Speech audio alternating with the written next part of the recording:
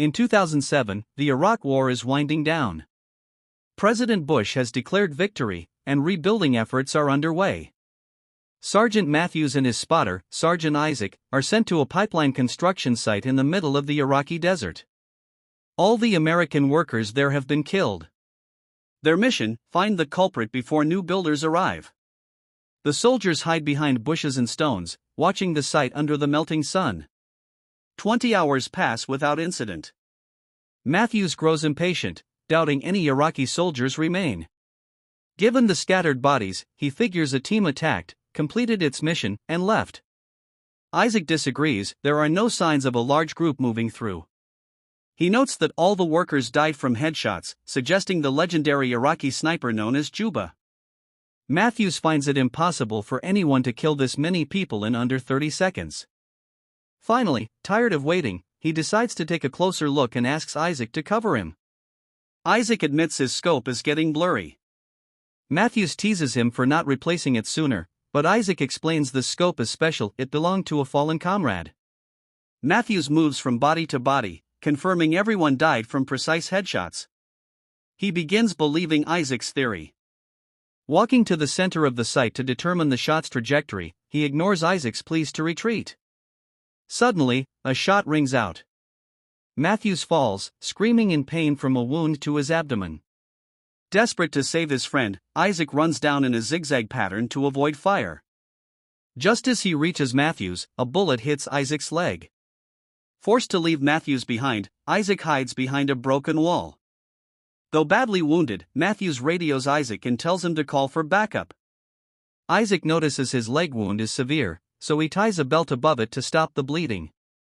He grabs his radio bag and tries the base, no signal. The sniper shot the antenna. Matthews contacts Isaac again, asking him to spot the sniper so he can aim.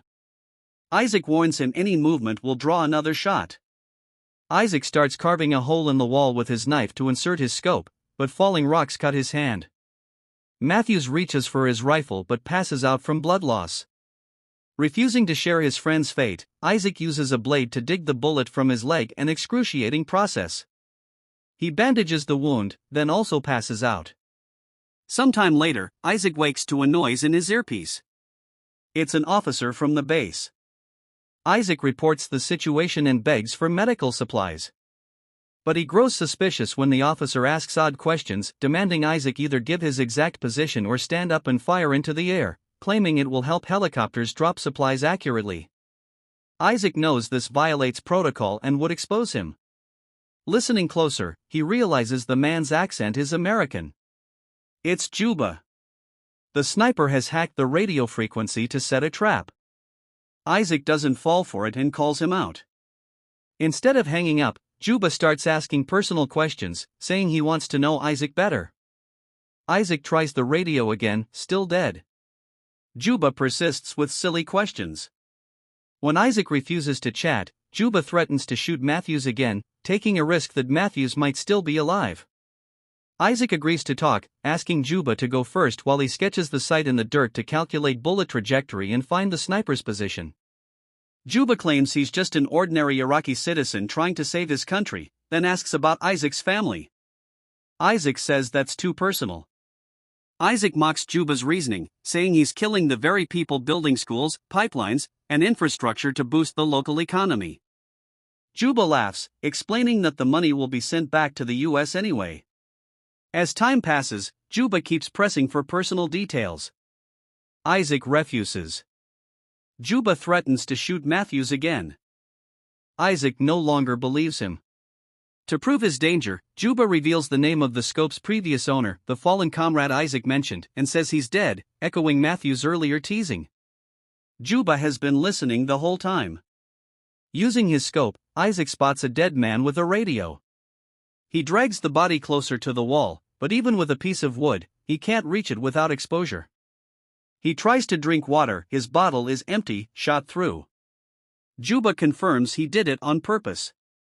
He also admits he never misses. He shot the bottle, the antenna, and Isaac's leg deliberately, trapping Isaac in a slow death he will enjoy hearing over the communicator.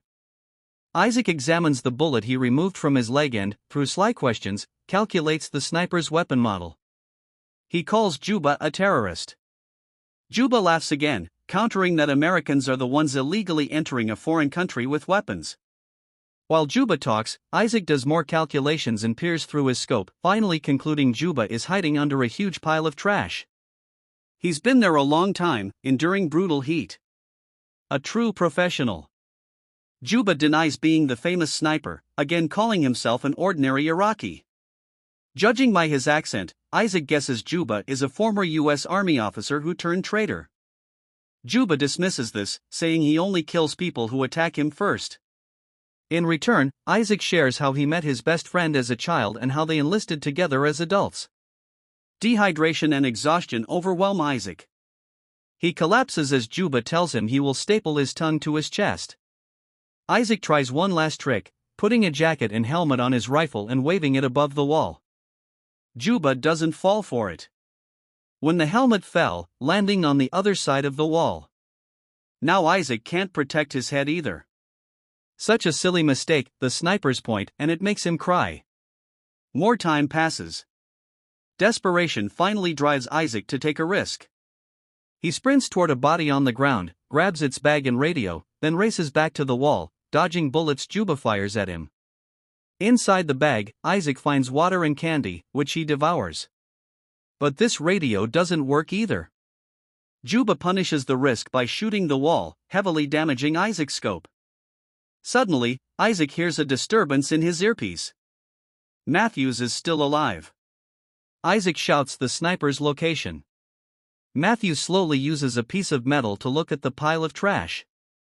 While Matthews moves inch by inch toward his rifle, Isaac distracts Juba with small talk. He learns Juba used to be a teacher in Baghdad. When his students were killed in an American attack, he decided on revenge. The wall Isaac hides behind is the ruins of that school. Juba asks why Isaac still carries the damaged scope. Isaac refuses to answer, so Juba threatens to shoot Matthews again.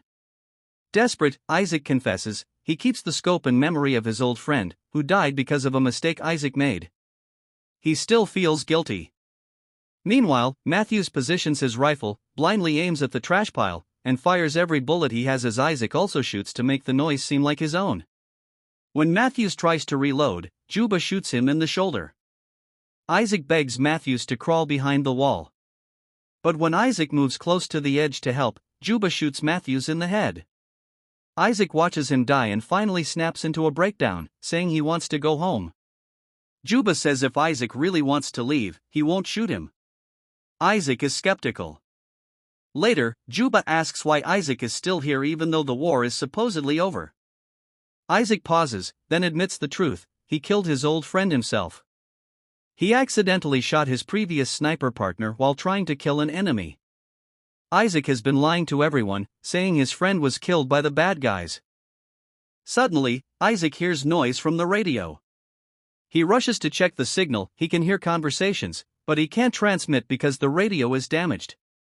To his shock, Juba joins the conversation he's hearing, using Isaac's name to ask for help. Isaac realizes, all along, Juba has been hacking American communications, pretending to be a soldier in need, luring backup teams to the area and killing them by surprise. Isaac tries to interrupt, but fails. Sometime later, Isaac wakes to a crow pecking his leg wound.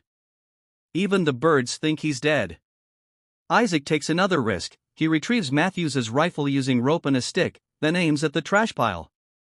At that moment, helicopters arrive, revealing Isaac's location without knowing it's a trap. To save the incoming soldiers, Isaac pushes the wall, making it crumble into a dust curtain that hides him. Isaac starts shooting at the trash pile, unsure if he's hit anything. To find out, he finally stands. Shocked, he sees Juba isn't using the chance to shoot back. Isaac believes he's killed Juba. The helicopters land and quickly carry Isaac away on a stretcher, giving him medical attention.